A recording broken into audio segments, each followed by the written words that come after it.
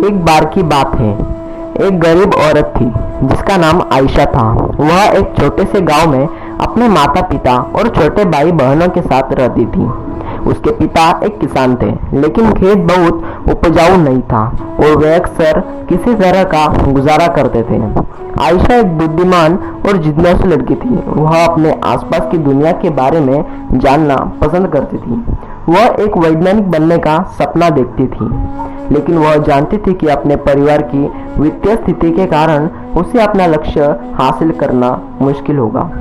एक दिन आयशा के पिता बीमार पड़ गए। वह काम करने में असमर्थ थे और परिवार की आय और भी कम हो गई।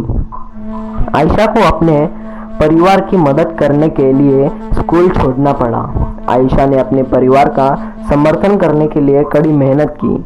उसने घरों की सफाई और खेतों में काम करने जैसे अजीब अजीब काम किए। उसने स्थानीय बाजार में सब्जियां बेचना भी शुरू किया। अपनी व्यस्त दिनचर्या के बावजूद आयशा ने वैज्ञानिक बनने के अपने सपने को कभी नहीं छोड़ा। वह देर रात तक पढ़ाई करती और स्थानीय पुस्तकालय से किताबें उधार लेती थी। उसने घर पर भी अपने स्वयं के प्रयोग करना शुरू कर दिया।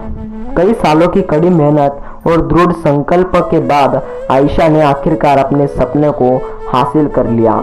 वह विश्वविद्यालय में दाखिला लिया और वैज्ञानिक बन गई। उन्होंने विज्ञान के क्षेत्र में महत्वपूर्ण योगदान दिया। आयशा की कहानी हम सभी के लिए एक प्रेरणा है। यह दिखाता है कि अगर हम अपने दिमाग में रखते हैं और अपने सपनों को कभी नहीं छोड़ते हैं तो कुछ भी संभव है। यह भी दिखाता है कि हमारे जुनून का पालन करना महत्वपूर्ण है, भले ही यह मुश्किल हो।